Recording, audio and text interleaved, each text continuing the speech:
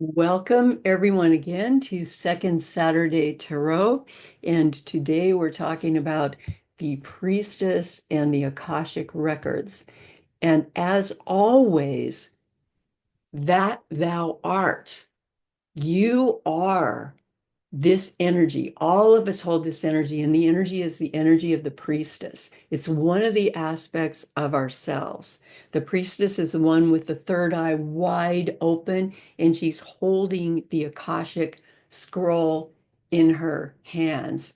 And she's sitting in the middle of the temple. And for those who have ears to hear,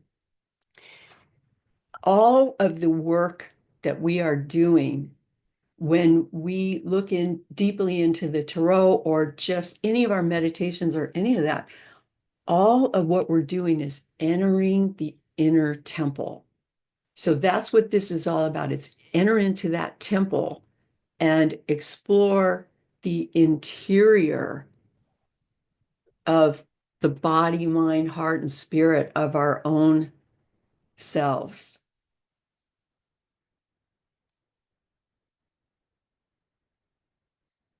This is about your story.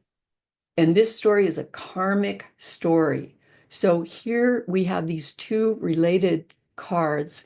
The priestess is number two in the major arcana, and karma is a number 11 in 11. 11 is the opening, where the door opens.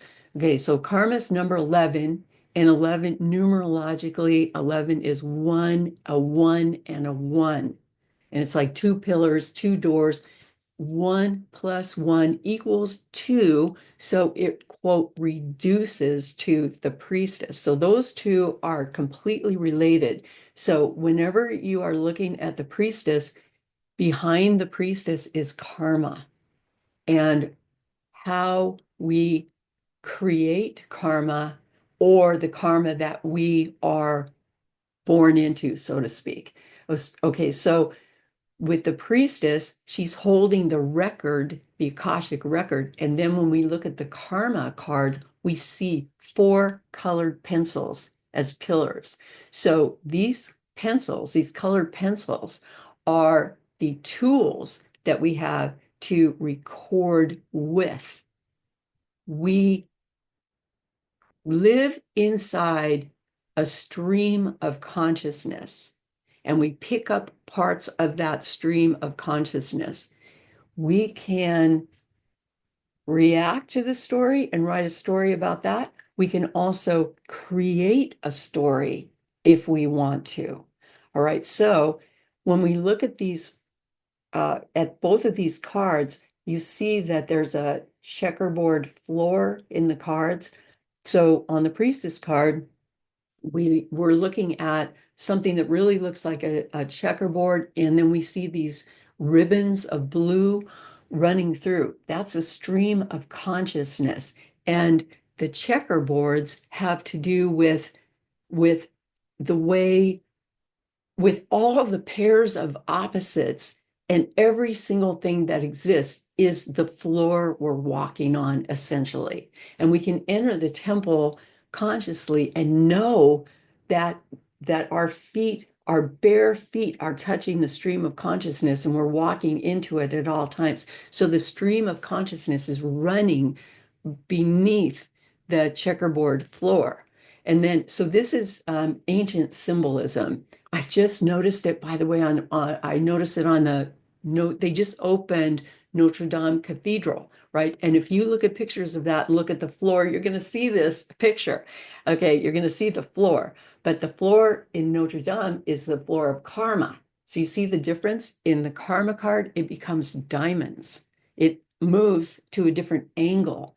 And when the diamond happens, it's still got the stream of consciousness running through. But when it moves to a diamond, it means the energy is really moving. The power is really moving.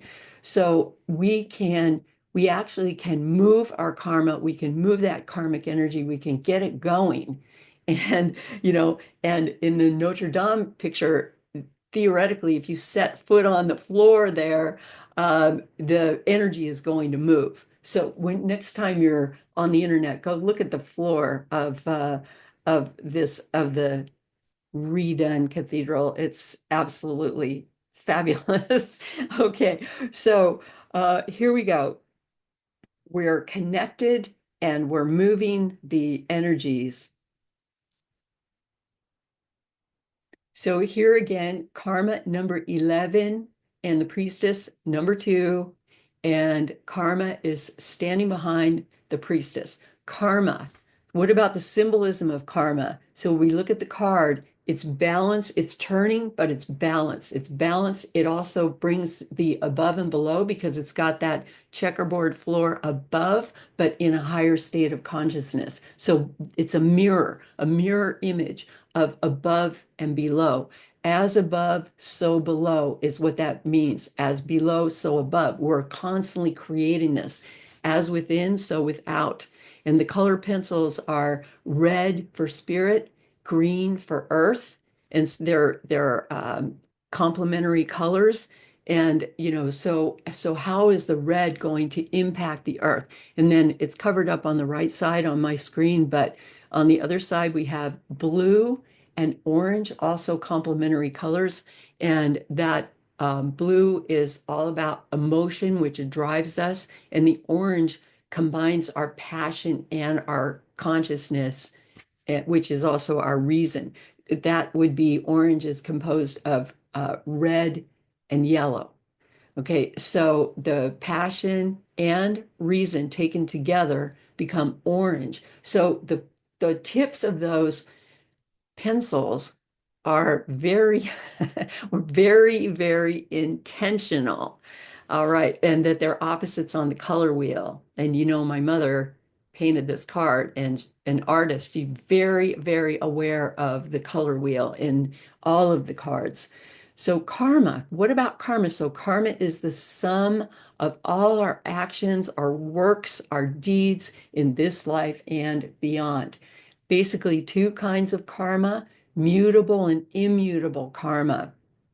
Immutable karma is the hand we're dealt. I like to call it the hand we're dealt. For example, the circumstances of our birth, things like who our parents are, and those are things that we can't change. I mean, we're born to that. And then mutable karma, you could argue with that, by the way. I'm oversimplifying a bit here just to make this point. Mutable karma is about how we begin to co-create changeable circumstances. Okay, and the reason it's co-created is because we do have to deal with circumstances that exist. Okay, so, and we've talked about this a lot, but you're not going to get very far scattering seeds on an ice field. You're going to do better if you wait a little bit until the ground warms up and you can plant the seeds and water them. Okay, so that's like creating circumstances that are going to work. So anyway, but immutable karma, things we can't change. Mutable karma is what we can change, which takes a lot of sensibility to work with those energies. So karma, we create karma through the choices that we make every day. And I'm going to throw in, and try not to get off track on this one, but I will throw in that society, which is collective karma, is created of, is the sum total of the actions of groups of people every day. And those actions basically are comprised. This is a strange thing. They're mainly comprised of routines that people enact on a daily basis. Change your routines. If you change your routines, it actually starts, this is basic sociology. It starts radiating out and it actually begins to change your social world just by changing your routines. Okay. And then you're creating karma just by changing your daily routines. All right. So your story, our story, everybody's story is born out of number 2. With the priestess is number 2. but these are the four twos in the tarot. And twos constitute the power of attraction. That is the power of number two, attraction. So the first one is spirit, the second one is heart. This I'm looking at the cards. The third one is mind, and the fourth one is body. Okay, so the two of fire is all about what your spirit converges with, like what fires you up, what gets you going, what moves your energy. And then the two of water is all about what moves your heart, what what you love, what you are attracted to in that way. The two of wind has to do with what moves your consciousness, what frees your consciousness, what liberates you, what moves you in that direction. It's a direction of mind, it's a direction of consciousness, it's also a direction of reason. Okay, and then body is the fourth one, the two of earth, which is about cause and effect and has so much to do with karma.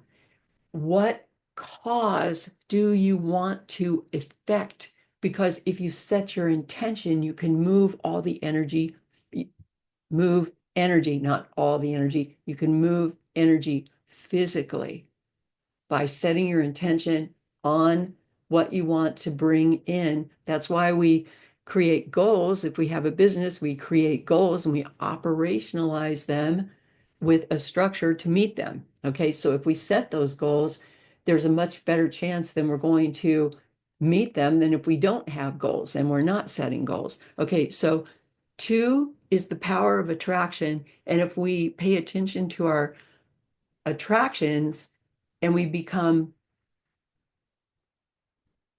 clear about what we're doing and why, we can really begin to create a story. Okay, so here again, here's the power of two.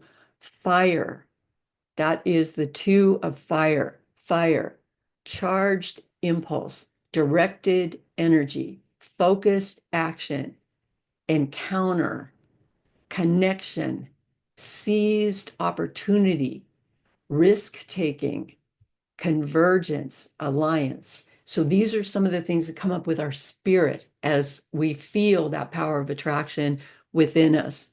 Water, two of water. It's all about affection, devotion, adoration, receiving and giving. It's melodious, it's harmonious, it's a sacred endeavor, partnership, marriage, all those things fall under the two of water. And then in air or wind, balance, energy regulation, reflection, consciousness, analysis, decision, breakthrough, identity, and even a new signature. So we can think into it, a new you, a new signature, a new way of being, a pseudonym to free you completely, if you will. Okay, and then earth, two of earth, cause and effect, action and reaction, creation and recreation, recreation, reflection and solution, cosmological manifestation, and the two of earth, and the golden mean. Okay, those are some key words for those four twos, which are going to all come back to the priestess and the power of the path that you're on. It comes back to karma, creating karma, and it comes back to the priestess. Attraction. Okay, this is an attraction. This is like a roadside attraction, the picture that I'm showing you. It is this spinning thing with all these humans hanging from it, and they're spinning out. Anyway, so it's an attraction, and which I love because the people, all the people who are on this ride, were attracted to this ride. And I like the metaphor of that. Okay, so attraction is called the gate of energetic force or power. So it's an opening, it's a gateway, it's a thing that moves us.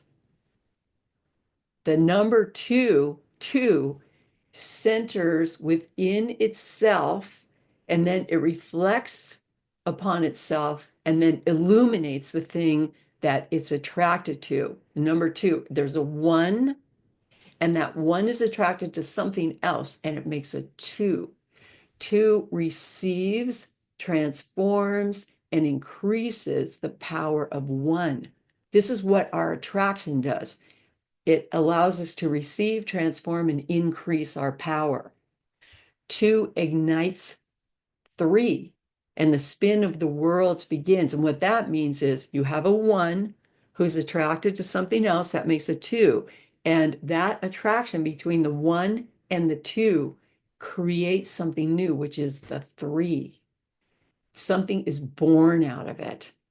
And then another world starts to happen. So an example of that, my favorite example, and this must be a past life thing, I don't know where it comes from.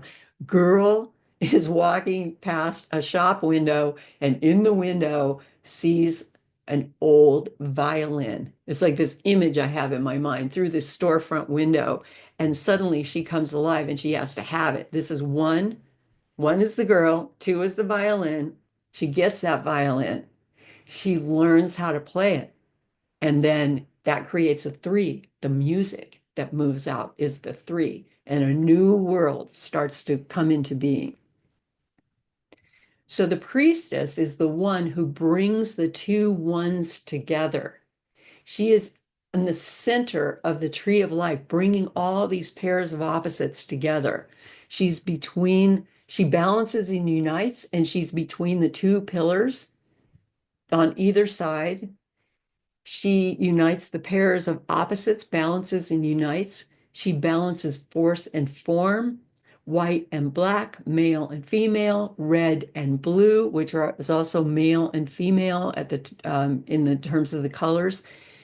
Mercy and severity, that's the name of the two pillars, mercy and severity. We're going to come back to that. She balances and reconciles, unites, balances, reconciles inside and outside, above and below, and also red and green. So we have red and blue, which is male, female. Red and green is spirit and earth. So all of that she does in her position, bringing all of that together on the tree of life. So she unites these two outer pillars of the tree of life, and those outer pillars are called J and B. This is one of the names of the outer pillars, J and B. This is from the Western mystery tradition. They're called Jachin and Boaz. And these two pillars were said in the Bible to stand at the entrance to Solomon's temple, this magical place where all the meditations happen, Solomon's temple. So if you are facing the temple, Jachin is on the right and Boaz is on the left. Well, if you're coming out of the temple, if you're going the other way, it's reversed. So that's part of the reason that these we're looking at the tree of life, either looking at it from outside or we're inside it looking out. That's why those two pillars can be reversed, and they're frequently reversed because it depends on which way you're looking. So these pillars on this temple were decorated with pomegranates. They had pomegranates going all the way up. And I just realized as I was preparing this talk for you that the word pomegranate, if you didn't know that, means apple grenades. Pom is apple and granite is grenade. Whoa. And that means apples are like grenades, seeds of wisdom, full of seeds of wisdom. So you toss the apple and it explodes like a grenade, but it's all wisdom. So anyway, I was blown away by that. So I say, while I was preparing this, my daughter is a nutritionist. She teaches nutrition. And I said to her, wow, did you ever know that apple means that pomegranate means apple grenade. And she said, well, yeah, everybody knows that. I'm like, well, I didn't know that. Okay. So anyway, pomegranate, apple grenade, with grenades of wisdom. Okay. So the other thing that's on these pillars is each one has a caption. So Joaquin, the caption is, it will establish. And that is on the pillar of mercy. And the other one, Boaz, the caption is, in it is strength. And that's on the pillar of severity. So normally the way that we are studying it, the pillar of mercy is on the right side. This is the way I'm usually presenting it, that the pillar of mercy is on the right side, happens to be the male pillar, and the pillar of severity is on the left side, which happens to be the female pillar. So in the pictures, sometimes I'm showing you to the right and left, depending on if you're looking out or looking in. The way it looks like an S, but it's really J on the pillar, J and B. Okay, but what I love about this, what I'm telling you, the reason that I wanted to share this with you mostly is it will establish, and it is strength. So it is the word that is used to represent the divine energy, universal spirit, universal presence, universal energy. And it means the universal spirit and energy field. It. I love that it's it, because when we get all these translations as the Lord, our Father, and God, a lot of those are translations for ease of translation because it makes it easier for us to understand. But the original word is actually more like it. It's not he, which I find fascinating. Okay. So here we have three pillars. We have one on the right, one on the left, and one in the middle. So the one on the right is considered to be, well, looking at it, looking at the tree of life. The one on the right is a white pillar, male, and mercy. The male pillar, pillar mercy. The one on the left is usually considered to be the black pillar. That's female pillar, and it means severity. Okay, and then in the middle is the gray pillar. Usually when you see depictions, you're going to see black, white, and gray. In the middle, the gray pillar where the priestess lives is called the middle pillar, or the pillar of mildness. It's also called mildness, and it is the pillar of wisdom. So the priestess lives on this pillar, the middle pillar, the pillar of mildness, the pillar of wisdom. It's gray for wisdom and gray for union, gray for the union of black and white. So I already said the pillars contain their opposites. So depending on which direction you're looking, it could be reversed one way or the other. So on this, I have these two pictures that show one looking out and one looking in. The pillars of Solomon. Okay, so these are the pillars on Solomon's temple, and these pillars construct the Masonic temple. This is the Western mystery tradition. The Masonic temple exists. Okay, the Masonic temple captures this Western mystery tradition, and the pillars of Solomon construct the temple within and without. These pillars symbolize rituals of unity because there are a lot of rituals done in this temple, and the rituals are mostly oriented around uniting, bringing together. And so here, this is from the weight deck, the first card that we're looking at, which has the pillars actually labeled B and J, and black and white, and the High Priestess card. And then the High Priestess card in Tarot of the Spirit is a little more abstracted and alien looking, which reminds me that when the Tarot of the Spirit first came out, that it was very frequently referred to in reviews as the alien deck. So filled with aliens. Okay, and so the priestess is the proof that it's the alien deck. Okay, this is from off planet, other worlds, whatever. Okay, but also aside from looking at the pillars, also the checkerboard floor, which unites opposites, and then some of the other symbolism would be the all-seeing eye, which represents spiritual presence that is within and without. Pomegranates, those are those grenades of wisdom. Scrolls, which also are about wisdom. There's a key often that shows up like a key to a door. The new moon or the horned moon shows up on a lot of the cards. The moon is the astrological attribution of the priestess. Blue, we see blue. Blue is for cosmos, and blue is also the color of the divine feminine. Pink shows up frequently. Pink is actually the balance between red, which is passion and spirit, and white, which is wisdom. So pink is the color in the middle, right in the middle. Okay, so that's just some of the symbolism with these pillars of Solomon and the Western mystery tradition.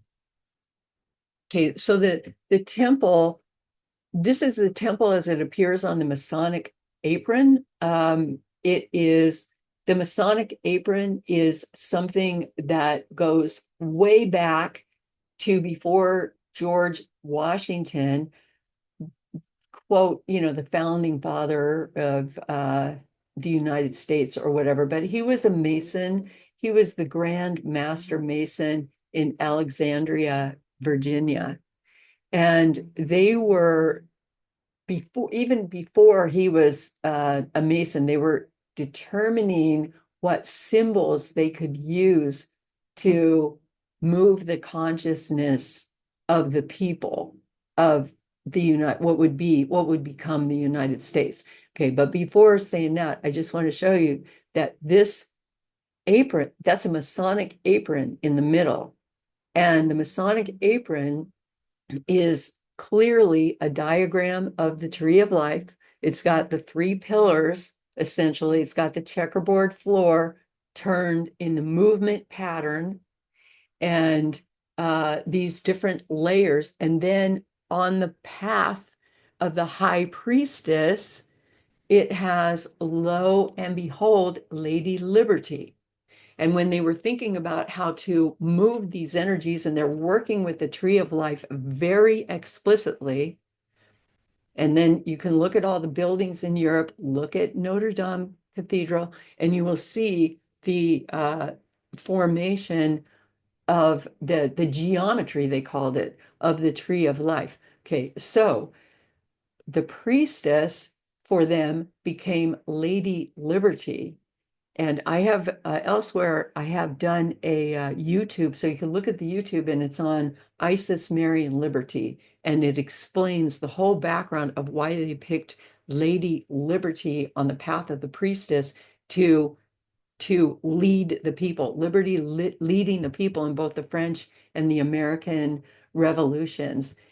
They felt that only a female divine form was powerful enough to make that happen. It's all about receiving the energies from universal presence and then taking those forward. Okay, however you feel about it. I have, I myself have some reservations about it. I just want to give you the background of it. Okay, so Isis, Mary, and Liberty all, quote, live on path 13, which is the path of the priestess on the tree of life. So if you have time, check out this YouTube and you'll get a lot more background on it. So Isis, Mary, and Liberty. So the priestess is a unifying force and brings all these energies together. So she is androgynous. She's considered to be androgynous. And so just for our contemporary world today, I'm calling her a they because she really is truly a they, holding all of these different energies within her. She's shimmering movement. She holds the continuum of forces within the self. She holds the continuum of forms within the self, forces and forms, the continuum of energies and patterns that make up our world and our universe. She contains the collapse and innovation of the past, everything that has existed in the past, all that has fallen apart, all that has risen up of the past, all that has fallen apart and is rising up of the present. And so it is with the future, all that will be and all that will collapse, because this is a truth that everything rises and falls, everything, and even in the same moment. And this is, but right now we're really talking about within our soul, or within the soul, containing the collapse and innovation of past, present, and future within our own soul and within our own psyche. Soul and psyche really are the same thing. Psyche is Greek for soul, right? Psyche was the original word. She contains the code of creation and the record of all creation. So all that ever has been, all that is, and all that shall be is what the priestess is holding in that scroll in her hands. Okay. This is the priestess, they inhabit the middle pillar, the pillar of wisdom. Everything, and the snake is one of the symbols of wisdom that actually runs through the whole tree. I've shown you slides of that before, of the snake, the serpent of wisdom, and being in the middle of all of these different energies and being highly aware of what they are, as they, and that also means we, inhabit the middle pillar, the pillar of wisdom of the tree of life. It's said that the priestess holds the key to the temple. And so now we're talking about inner temple, outer temple. So there she is holding the key. So Isis, Mary, Liberty, High Priestess, holding the key. Okay, what about this key? It's the key to the temple, inner and outer, unlocking the door to the temple within and without. And so these are just some examples of Masonic temples that people would enter. This is a without temple, but entering into a temple to find that which is within. So this temple is a place for greater understanding of self and society. And it is basically what we're talking about here is the Western mystery tradition.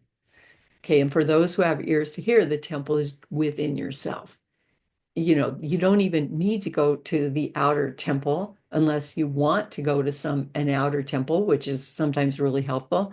But I'm looking at these pictures and it's really funny because in my imagination, the temple is so fantastic, my inner temple, that's usually where I want to be and where I want to go. The key to the temple is wisdom. It's all about wisdom. The gray key, black and white combined. And then gray can be a boring color, but gray can also become shining silver. So our work is to find that key, find the key of wisdom within ourselves. So what is wisdom? Wisdom is the unity of all that is. And then here are the two mottos on the pillars again. In it, which is wisdom, in it is strength, and it will establish. Okay, this is the wisdom. This is a great wisdom. In it is strength. It will establish. It is within us. And I threw out here, it is raining, because when I was a kid, I was so fascinated by the language that we used. It is raining. It is snowing. It is sunny. Really? What is it? Who is raining? Who is snowing? What is raining? What are you talking about? What is it? Who? What? It. It's it. Okay, well, now I know that it is the sacred universe, and in it is strength, and it will establish, and it lives inside you. In you is strength. You will establish. Claim the key. Take the key. You will establish. The priestess holds the sacred scroll, which is called the Akashic records. It's also called the Book of Life. So, what are the Akashic records?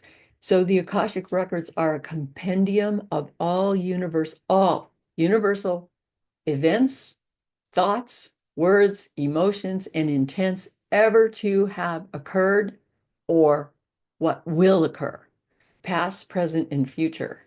So the word Akasha is Sanskrit for ether. So those of you who have studied Madame Blavatsky will like that. You know, Akasha, Sanskrit for ether, for sky, for atmosphere. So we could also call, I am using the term dark matter a lot, that which is unmanifest and not necessarily manifest, but all that exists. And what I love about this, about the Akashic record idea that fit for me when I learned about it, when I learned about the priestess, it also has to do with remembering the future. It's not just about the past, it's remembering the future. Okay, then the book of life is another concept. It is said that she holds the book of life. So, book of life is more a Judeo-Christian concept, a book in which God, it records or will record the names of all those who are righteous and destined for heaven. Okay, so my take on that is I want to say that's everybody, expand consciousness, and then we're going to know much better about who we are.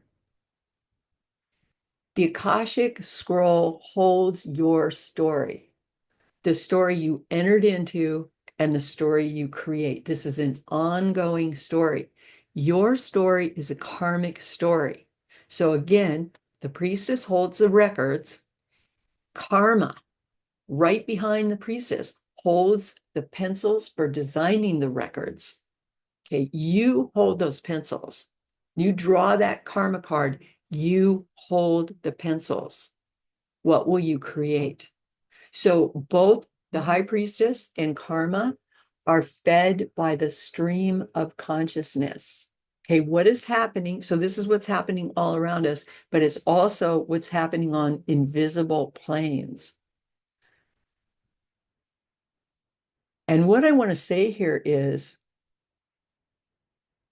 I was doing a lot of thinking in the past few weeks about relevance, staying relevant, being relevant in the culture. Okay, as it turns out, once we start getting inside this information, we, which means you, can create the relevance through living the path that you were meant to live. Through living your destiny, you create the relevance, both for yourself and for those around you. Okay, so it requires tapping into this stream of consciousness. And again, the checkerboard floor, the river is moving with the priestess, and with karma, it's moving fast. The river of consciousness. So attraction creates karma, whatever we're attracted to. And then also our karma creates our attractions. So they're interwoven. We can change that. We can change it. But what will we choose in this moment, any given moment? Do we choose yes or do we choose no, depending on what is in front of us, what we are looking at?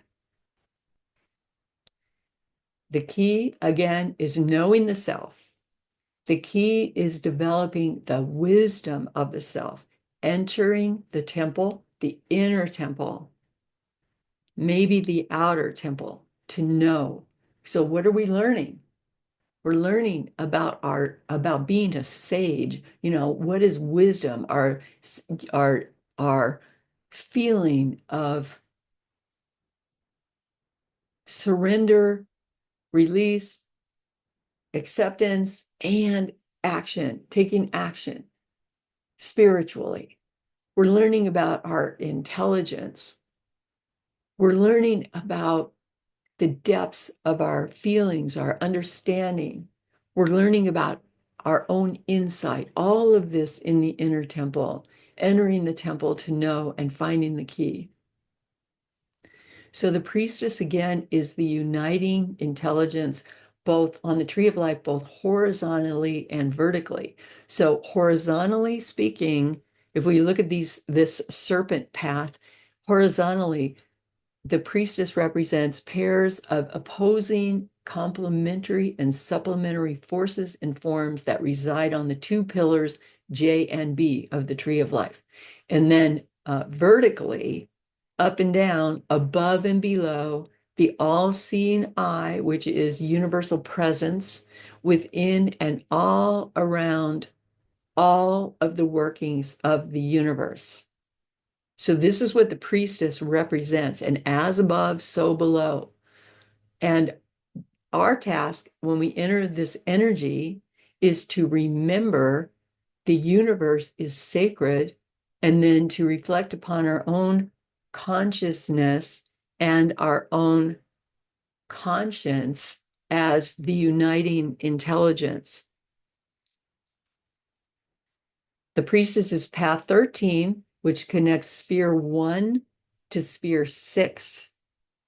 So sphere 1 is the beginning of all that is. It's the originating being. It's also higher forms and ways of knowing. And then sphere number 6 is the center of the tree of life. It's the mediating energy of the whole tree, sphere number 6. Basically, she is the path that connects above and below on the tree of life. And above and below means what's out there, what's all around us, and then what's deep inside of us. The path of the high priestess, sphere number 13, they call it a bridge.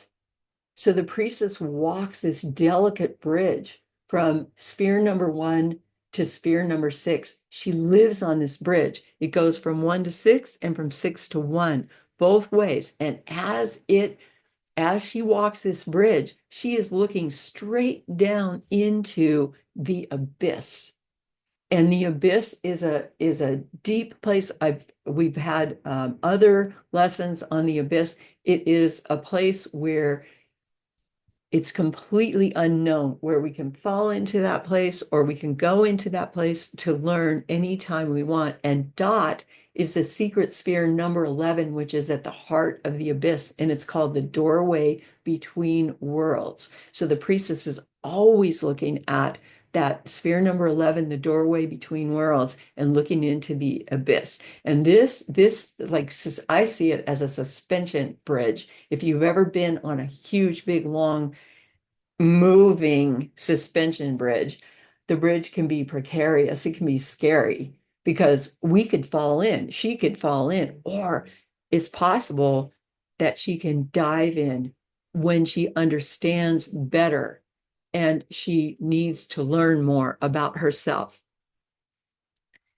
This bridge is called the Rainbow Bridge, and we see it on several tarot cards. This is the 9 of water. That it has to do with the Rainbow Bridge and the quote covenant of faith. Okay, covenant is like a pact, it's a vow, it's a pledge. So this covenant of faith that it's going to be okay. It's not only going to be okay, but the priestess herself, and that means you and me, is going to define relevance, is going to understand her own conscience and consciousness to get to that place. And she's going to be very clear and secure about who she is and knowing that it is all right, that it is well, that everything is in divine order. So that's the key to knowing, to realizing, to having faith.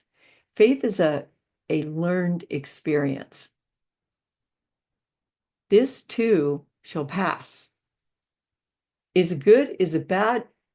It will pass. Okay. In the meantime, to become an actor, not a reactor, but an actor in what is happening. That's the priestess.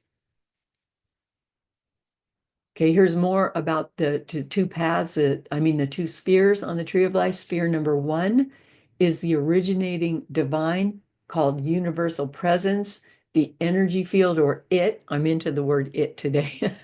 And then number six, um, on this particular card, the number six has a ring that surrounds it, like a wedding ring, a ring that surrounds it, and it surrounds the ring. The ring symbolizes a vow, a covenant. So, what vow will you make? This is the point. What are you going to dedicate yourself to and know that it's okay because you are then proactively following your vow? Then the number six, the heart of the tree of life, the heart of the temple, the middle of the temple, the center of the temple, the place, position, or sphere we want to live within and out of. So we want to live inside sphere number six as we walk our lives on this planet. And the priestess feeds into sphere number six. So the six of fire is called glory. And this is where we're making our offering out into the world, our own offering. Six of water is called faith, where we know it is going to be okay and we know we are supported. Six of wind, clarity. That's where we move out of fear into the position of clarity where we understand our proactive nature and our ability to both receive and to emit. And then the six of earth, the beauty way. We want to live from the beauty way, beauty before us, behind us, above us, below us, all around us, and inside us. And beauty is beauty in those four dimensions, those four elements of fire, water, wind, and earth.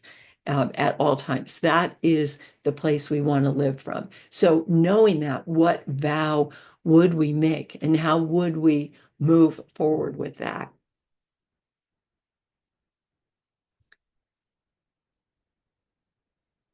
So, the path of the priestess is the path to wisdom and of wisdom. In summary, enter the cosmic temple and open to receive. That is what we are after.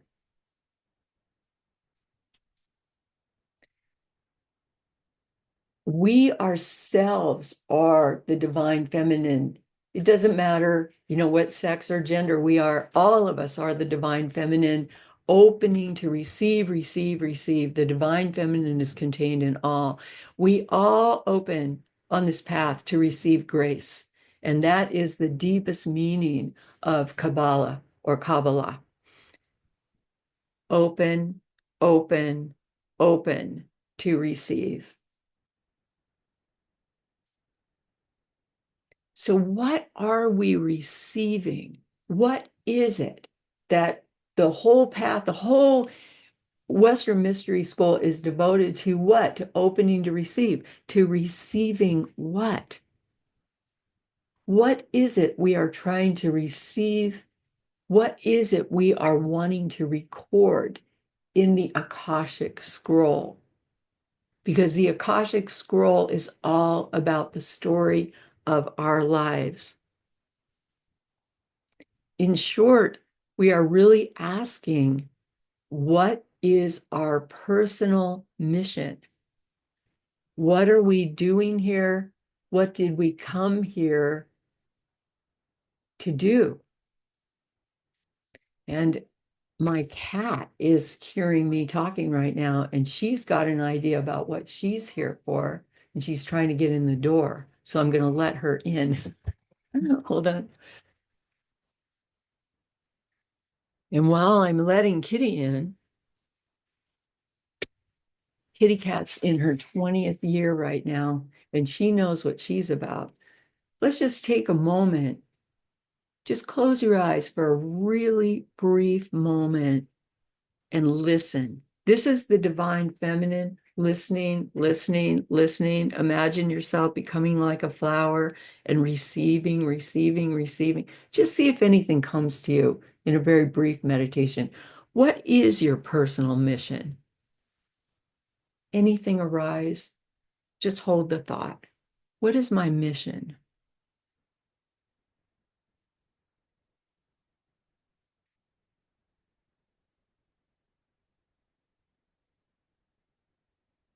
We're going to come back to this later today with a reading to look more deeply into that. But if you received anything, maybe just jot it down.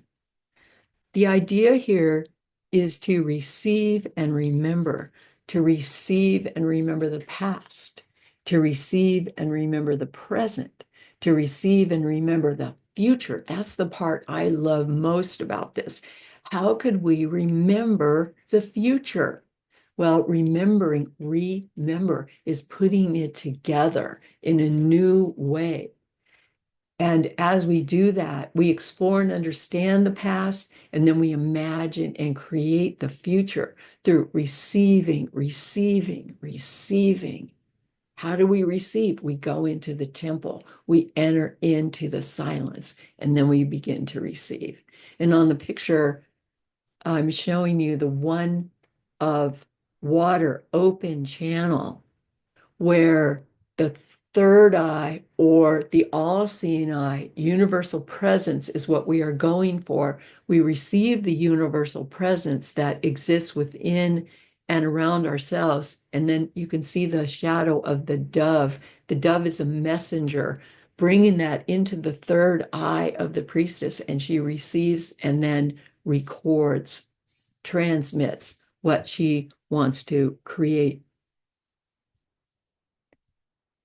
The priestess's cosmic power is called memory, memory, memory. Mem, as you may remember in Hebrew, mem means water. The priestess's whole directive is about memory, remembering all that has been, all that is, and all that ever shall be. And this is best done in the suit of water, because water is the psychic, soulful element.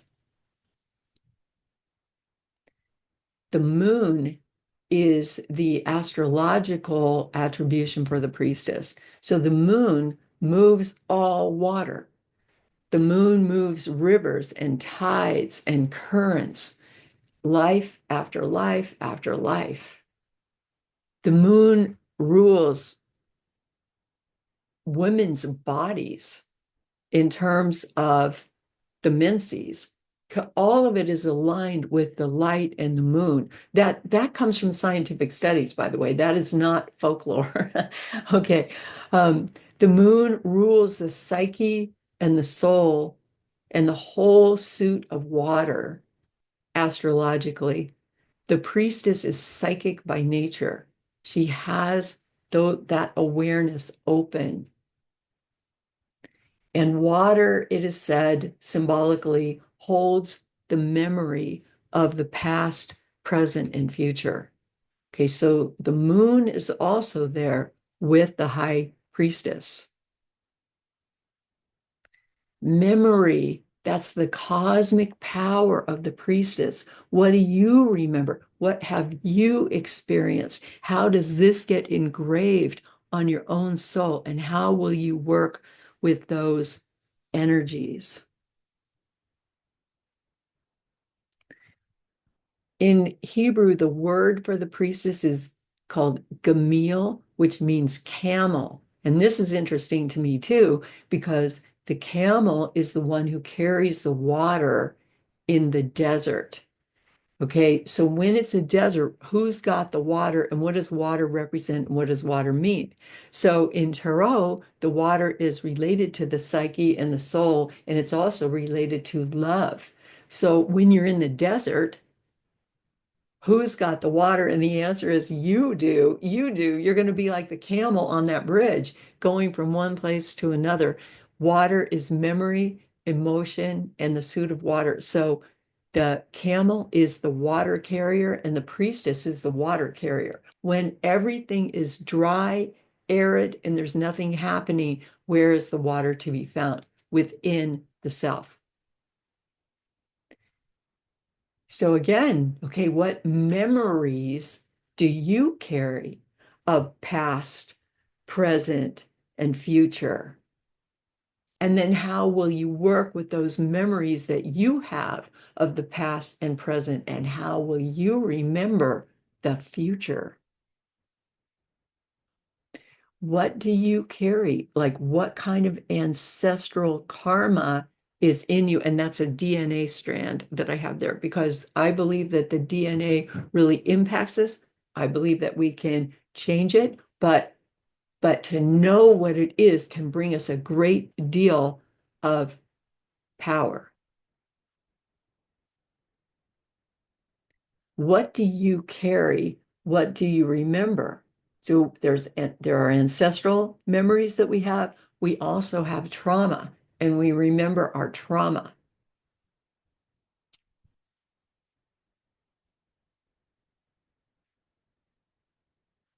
We also may remember something like past lives. Okay, do you believe in past lives? Do I believe in past lives? I'm not even sure sometimes, but I can tell you that I remember a lot of past lives. And I have done past life regressions with people, and I've done them in groups and I've done them individually. And I want to tell you, there is not one person, not one I have ever worked with who does not remember a past life if they dedicate themselves to looking for that. So it's something. These stories are with us. And I did do a YouTube also on past life regression. So you can just go on to YouTube. No, it's not on past life regression. It is a past life regression. So just go on YouTube and type in Pamela past life regression, and it'll pop up, and you can do a past life regression yourself with this YouTube and see if you have any memories. So this is another one. What do you remember? Past lives. Well, how does all this come together? How does it all become you and who you are? And then here is going to be the key, which I return to over and over. First, we need to actively remember. Then we need to begin to transcend any remaining sense of victimization. That's the only way that we can remember a different kind of future, a new kind of future. We need to transcend that victimization. We need to overcome it. We need to begin to refine ourselves, to redefine ourselves, and so we can free ourselves into another way of being. So what we want to do is we want to open our third eye, enter the temple, open the third eye, expand our vision, receive the universal energy flow of the one, which is the totality of all. And this is the work of the priestess. When our memory is blocked, our Akashic story is also blocked. And so we want to explore and unblock ourselves. And how do we do that? We can do that through tarot cards. Just how do we turn this upright? How do we make it move? How do we get it going? Keep working with the cards over and over. We can do it through hypnotherapy, like the past life regression, because you not only may remember past life regression, but what if you take the same techniques and imagine that you're remembering the future? Amazing. We can do it through all kinds of counseling, therapy, meditation, and prayer. All of this can help us to unblock our memory and unblock the movement of our Akashic story. And here I also said, see Tree of Death. Tree of Death was the our last session. It's also on YouTube. The Tree of Death is where everything gets reversed. Okay, so and how do we want to move it upright? We want to listen. We want to be able to hear our calling. Who is calling you or what is calling you now? So again, we are going to go deeper into this in a minute. What is your calling? Who or what is calling you? Listen, listen, listen. Through listening, which is the same as seeking guidance, the Hierophant, for example, begins to transcend the fives. The Hierophant is a number five. And through listening, the Hierophant's got this listening device on. Listening, listening, we can learn the lessons from our negative experiences, which are all contained in the fives of the tarot. We can learn the lesson that emerges. And when the Hierophant, for example, emerges, understanding the lessons of a particular five experience, the Hierophant's also a they become fit to be a healer through receiving, receiving, receiving, understanding lessons, extracting those lessons, and realizing that everyone goes through so many fives in their life, the five difficulties. They become our great teacher. So the point and the story right now is about listen, listen, and then begin to reimagine. And then again, can you begin to remember the future? You can use all the same techniques that you use for unblocking the past to remember the future and what you are going to bring to the future. All right, self-confidence. You've got this. You can do it. This is our pep talk, right? You can do it. You've got this. And sometimes we have to go through the breaking down in order to break through. Like we have to take out the walls so that we can see through. And this may be part of our process, and that is okay. That is what we need to do. When that's what we need to do, we need to go for it. Break the wall, part the veil, and push through. Open the veil so that you can see the future. You can see the land for which you were destined, the pure land, they call it in Buddhism. Resurrect. This is the resurrection card. Surrect means to rise. So resurrection means again to rise. And resurrection is the third card numerologically that relates to the priestess. So priestess, karma, because 1 and 1 makes 2, and resurrection is number 20 in the tarot. 2 plus 0 equals 2. So it goes right straight back to the priestess. The priestess, karma, resurrection. These three work together all the time. And this one just reminds us to go ahead and take the leap. Take the leap of faith. Jump. You will make it. That's the covenant of faith that is involved in this number 6. You are going to make it. You've got this. Go for it. And I am going to point out that in these pictures, that the ultimate go for it I was thinking of is Indiana Jones, Harrison Ford, standing on the ledge with the bad guys coming behind him, and he has no choice except to go ahead, close his eyes and go ahead and leap. So when he leaps, out comes, mysteriously appears the plank that he runs across, and then it disappears behind him so the bad guys can't follow. And I do believe those are Indiana Jones's feet standing on the precipice. You can do it. go, Harrison. Okay. All right. So you are born anew with every heartbeat. You are not stuck because of your past. I mean, you're not stuck because of your past and the trail that you have taken. You are born anew with every heartbeat. Listen to this rhythm and allow yourself to move to the new level. So, again, here's the priestess, and then surrounded by karma and resurrection. And here we will break through. And the four twos, which are the power of attraction: two of fire, two of water, two of wind, two of earth, priestess, karma, resurrection. Let's go. Let's imagine a future we never even thought possible. Create relevance. And this is a real reading I did on the priestess while I was putting all this together. I said, okay, give me a card to help explain this better. And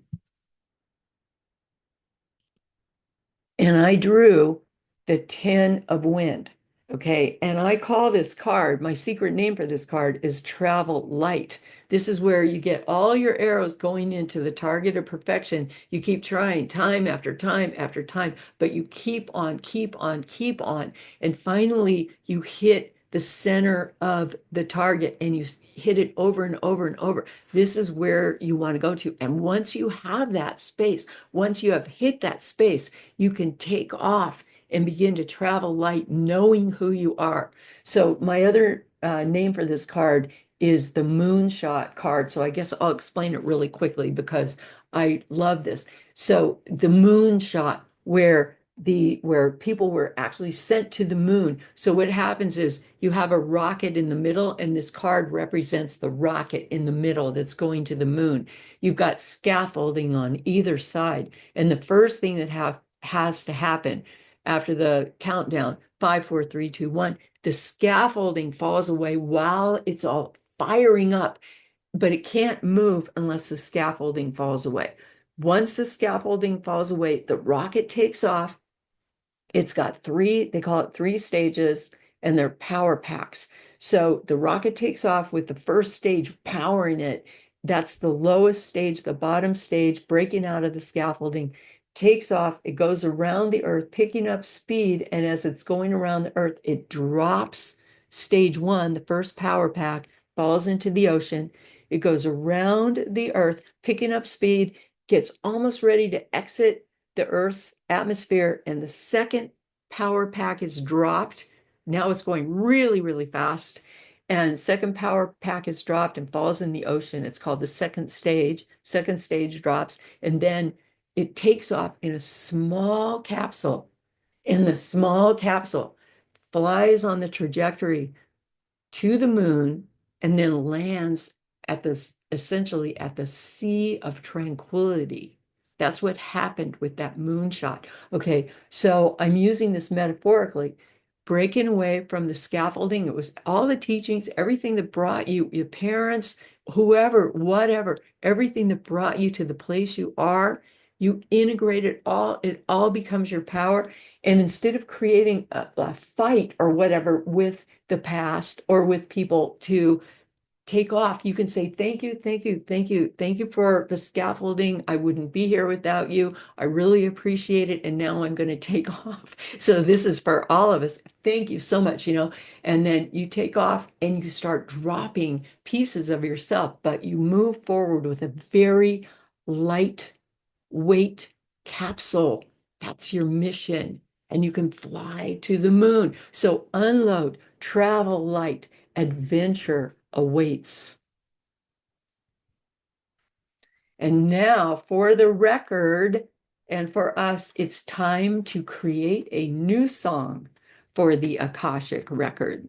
So here we go. So what we're going to do to move in this direction is we are going to do a tarot reading with the priestess.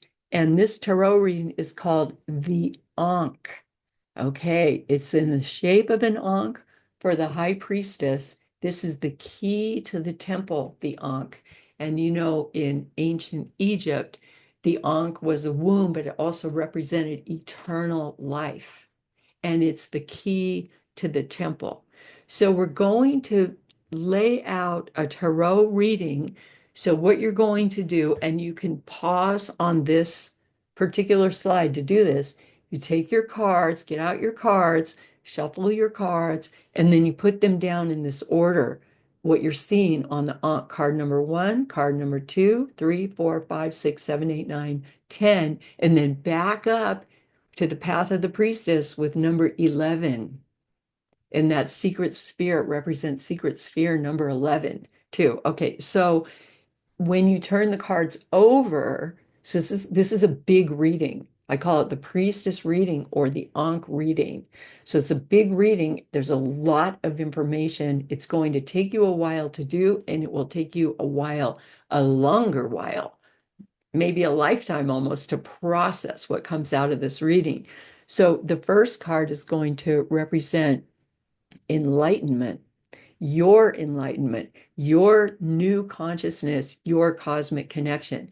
What you're asking in this reading is basically, what is your mission? What is your destiny? What are you doing? What record do you want to create to insert into the Akashic records or the book of life? What is the story you want to leave behind? That's what this reading is about. So we're going to look at what is our source of enlightenment? What brings us new consciousness, elevated consciousness, and cosmic connection? Okay, and then the second one is, what is your source of freedom or liberation? What is your life purpose? There's a major key there. What's your life purpose? What are you birthing? And you start to create a story out of this. What is your source of confidence or your skill? Also, what is your source of suffering? A big life lesson. Because always remember, we are going to learn more from those life lessons in which we suffered than from anything else. That is going to help us define our path. And then number 6, what are you bringing together or unifying? And then the past. And then the next 3 to me are really important. What you remember from the past, a teaching that you remember. Use the card to help you remember, that card number 6. And then, or card number 7, rather. And then card number 8, the present. What do you remember from the present? What are you remembering from right now? A teaching. And then the future, my favorite. What do you remember from the future? A teaching, because this will be your guide. And then 10, what are you evolving into? What is your personality and your soul evolving into? And then 11, we go back up to the middle of the top of the Ankh. What are you radiating? This is the priestess, a path of the priestess. What are you radiating out? What's your personal healing power? What is your offering? Okay, so this all has to do with your mission and the future. So you can pause here and do this, or you can return to this. So we're going to end right now in gratitude. And just remember Tarot of the Spirit, Kabbalah and Tarot of the Spirit, and these 2 YouTubes I mentioned you might find interesting. The Tree of Death, that's how we get blocked on our path, and also past life regression, so that you could practice with that to begin to move forward. So I want to say to you right now, thank you very much. Thank you for tracking with me. Thank you for being with me, and thank you for allowing me to share this with you, especially at this really important time where we're in a very, very complex social situation globally, and we are on the eve of the winter solstice right now. So this is a perfect time to do this work. So bless, bless, bless. Thank you, thank you, thank you.